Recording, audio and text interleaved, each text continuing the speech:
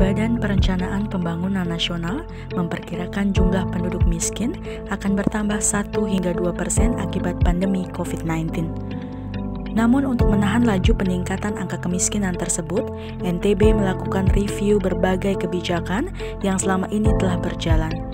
Kepala Bapeda NTB, Dr. Insinyur Haji Iswandi MSI, mengatakan perkiraan Bappenas tersebut jika Pemda tidak melakukan apa-apa untuk menahan laju kenaikan kemiskinan, Pemprov NTB sendiri saat ini sedang merancang Pergub tentang penanggulangan kemiskinan.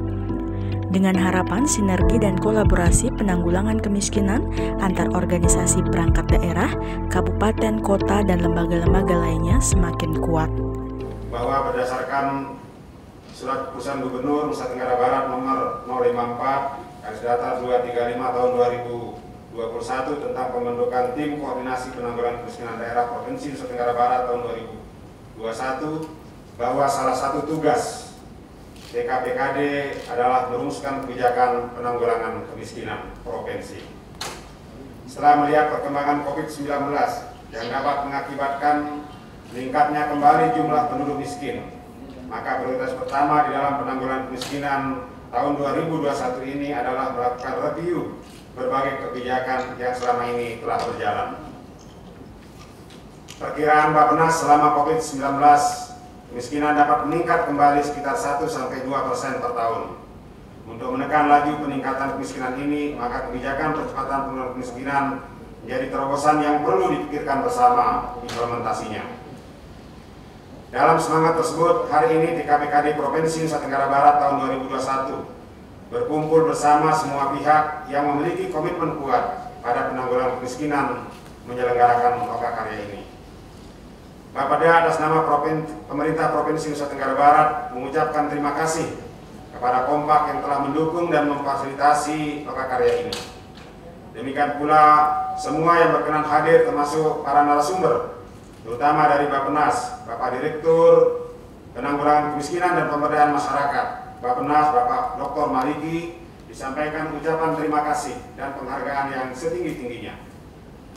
Lokakarya Percepatan Penanggulangan Kemiskinan di Provinsi Nusa Tenggara Barat ini bertujuan untuk membangun komitmen multi pihak, mulai dari pemerintah provinsi, kabupaten, kota, kecamatan, dan desa, dengan kolaborasi masyarakat sipil, organisasi kemasyarakatan, tokoh agama, tokoh masyarakat, maupun tokoh adat. Ini adalah upaya kita untuk membangun gerakan penanggulangan kemiskinan sehingga dapat menurunkan angka kemiskinan di Nusa Tenggara Barat mencapai 1 digit seperti halnya yang sudah dicapai oleh pemerintah pusat.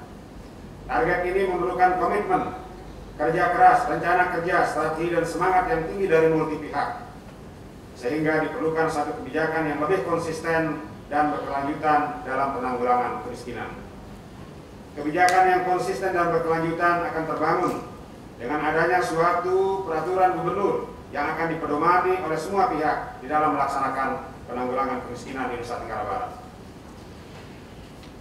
Selanjutnya akan dilakukan pemutahiran data kemiskinan yang akan memastikan penyaluran dan penerima manfaat program penanggulangan kemiskinan tepat sasaran.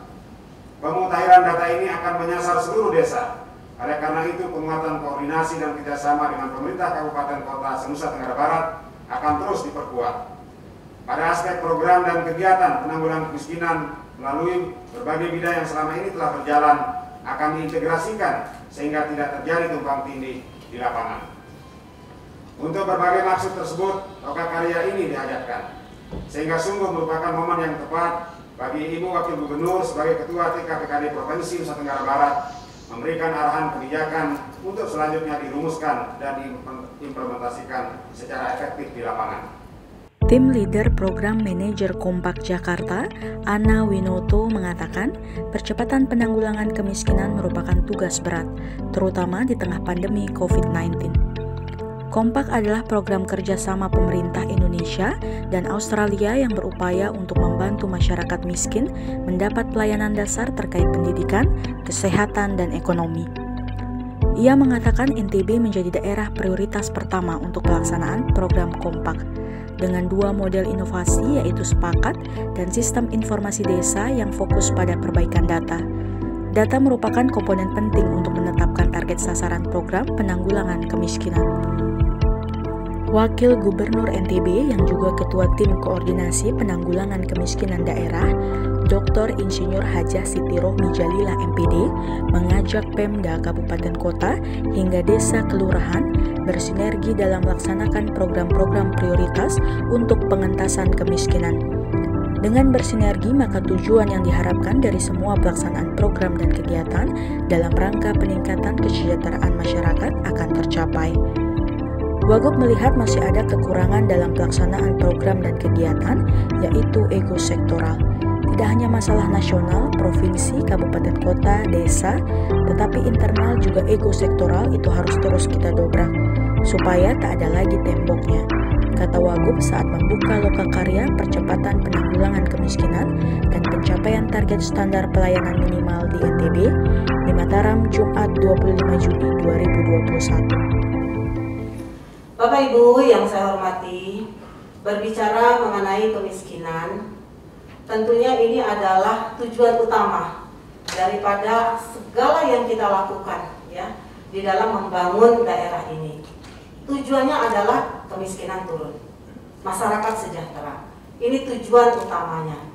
Nah, bagi saya dan insya Allah kita sepakat bahwa kemiskinan ini memang harus ditangani dengan berlandaskan pada hal-hal dasar ya. Yang pertama adalah masalah data.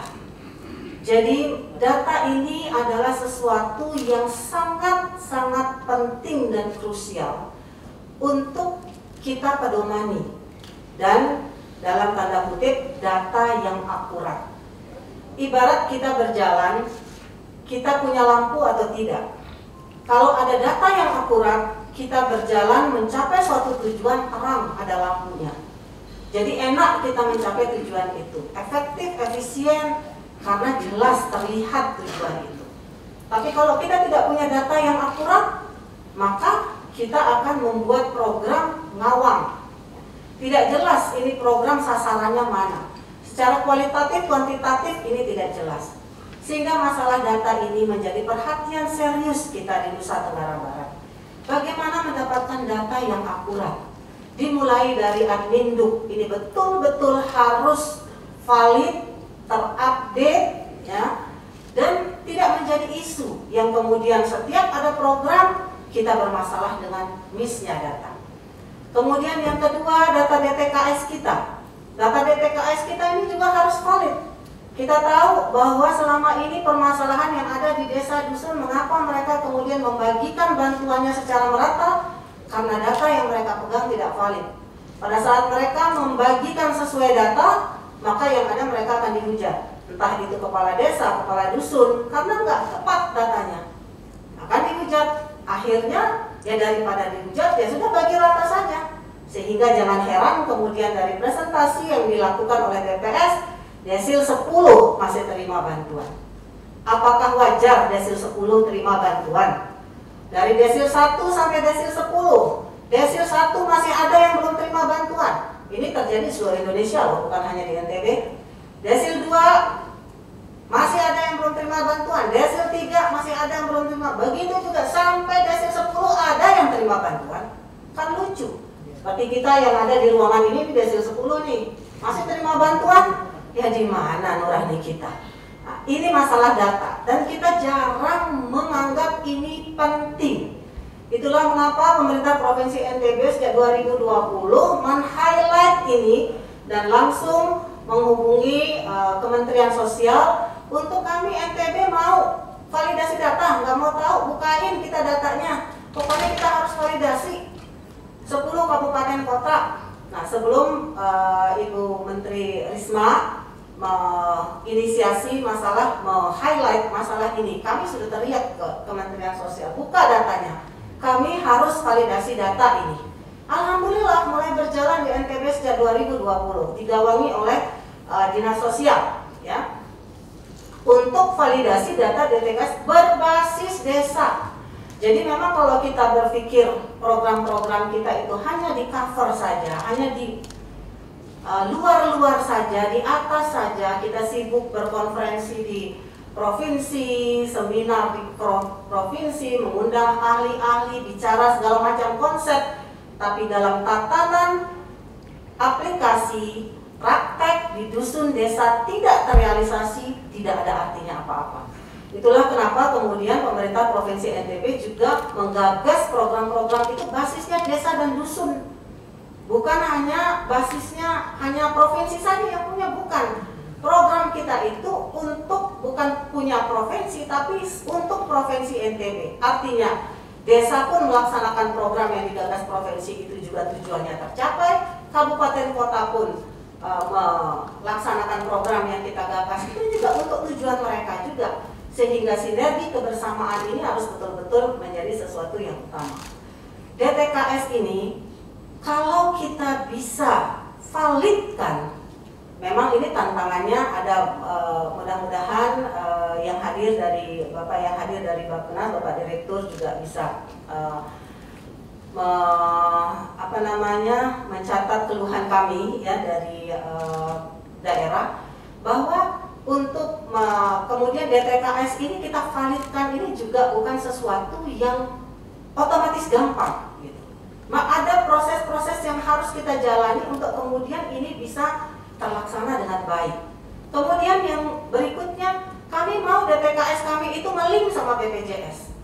Apa artinya NTB ini dapat BPJS itu 2,9 juta kalau kemudian data BPJS-nya tidak match dengan data miskin warga NTB? Akibatnya apa? Kalau dari data miskin kita desil 1 sampai dengan desil 5 ya, mungkin datanya tidak sampai 2,9, sedangkan BPJS yang dari pusat itu 2,9, masih saja ada warga miskin yang tidak tercover BPJS. Ini kan masalah. Kenapa kok masih ada warga miskin tidak tercover BPJS? Jawabannya datanya nggak akurat.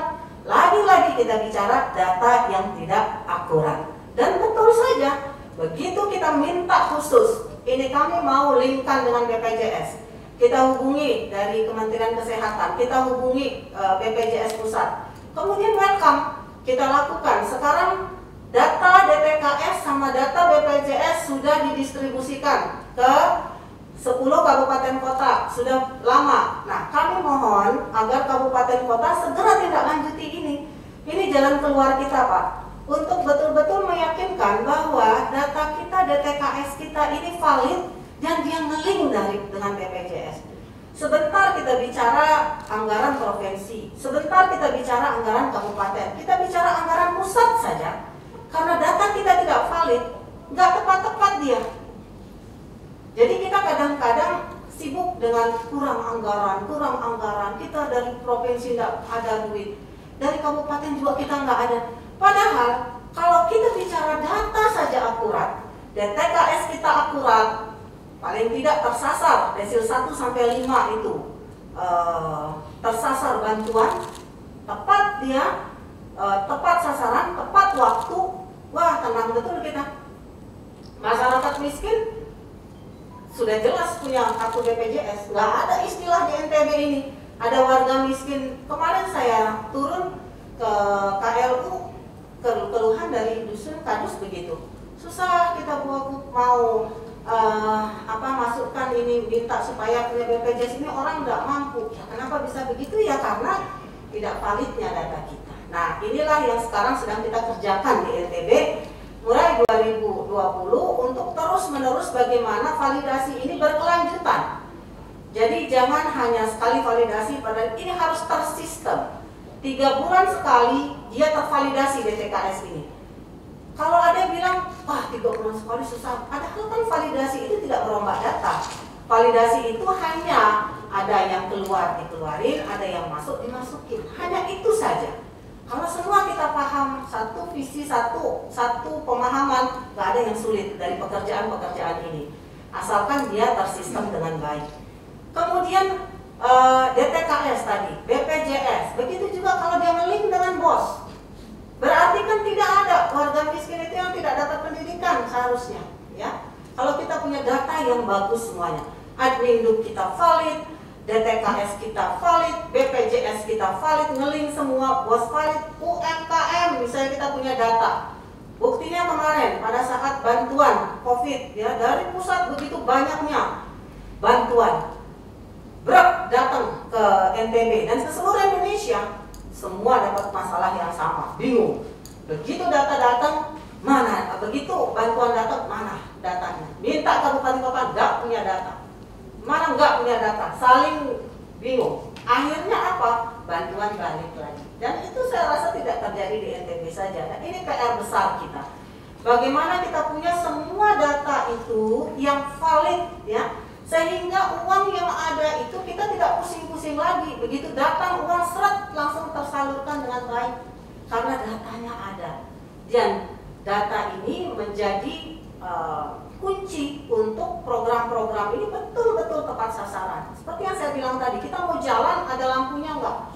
Data ada, itu berarti terang jalan kita, enak kita langsung sampai ke tujuan.